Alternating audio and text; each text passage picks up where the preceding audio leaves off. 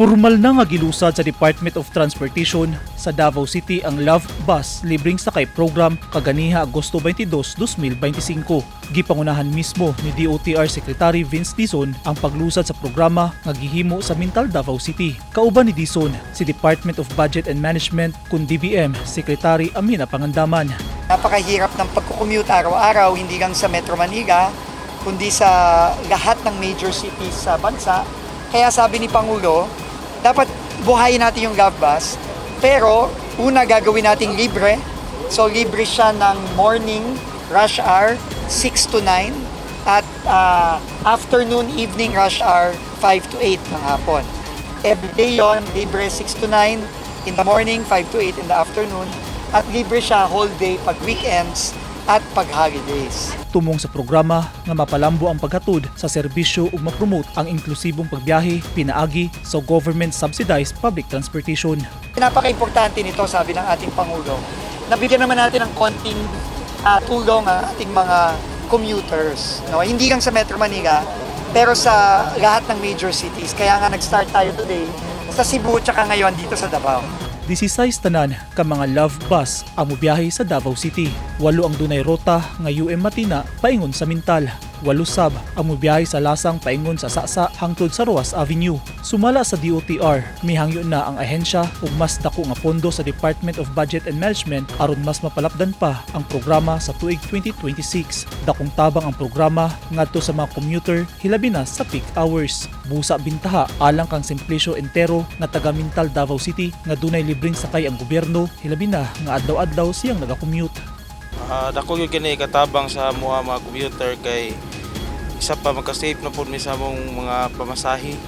So instead nga budget na pamasahe, madagdag na mo sa mong kuan kining daily needs. Gawas nga air-conditioned, komportable sab sa entero nga sakyan ang bus. Hassle gyud sa peak hour kay kanang magpara ka sa jeep niya punuan na. May lang og kanang dito yung timingan sa katong starting point sa jeep kay siyempre makaplastar ka, makapangita ka og kining kanang asa ka nga lingkuranan bitaw nga kuan komportable ka. Kung dili na ka sa kuan in between na ka, maglisod na jud kag sakay kay punuan naman kung may lang og kang matimingan nga bisag puno na mo parang jeep kay pwede man ka makasuksok pero dili lagi ka komportable.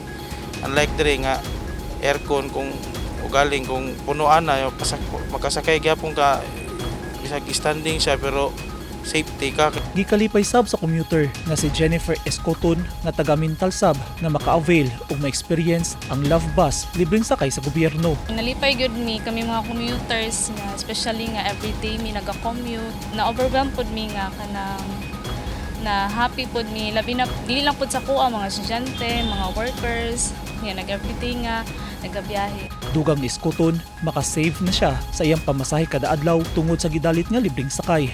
Yes po sir, kay ilabi na mga estudyante, syempre magdagan-dagan yun na yung mga jeep, daghan kaayo niya, and then less po sa mga plitihan, at least nga na ang libre sakay nga kuan sa government nga para makasakay gid mig libre. Ang programa kabahin sa pagpaningkamot sa gobyerno nga mahatagan ang publiko og libre, luwas ug komportable nga pampublikong transportasyon. Kabahin sab kini sa direktiba ni President Ferdinand Marcos Jr. aron suportahan ang modernong transportasyon sa Pilipinas ug hatagan og mas maayo nga serbisyo ang publiko. Unang gipaila-ila ang Love Bus niadtong 1970s ug gibuhi lang og balik ni Marcos Jr. karon.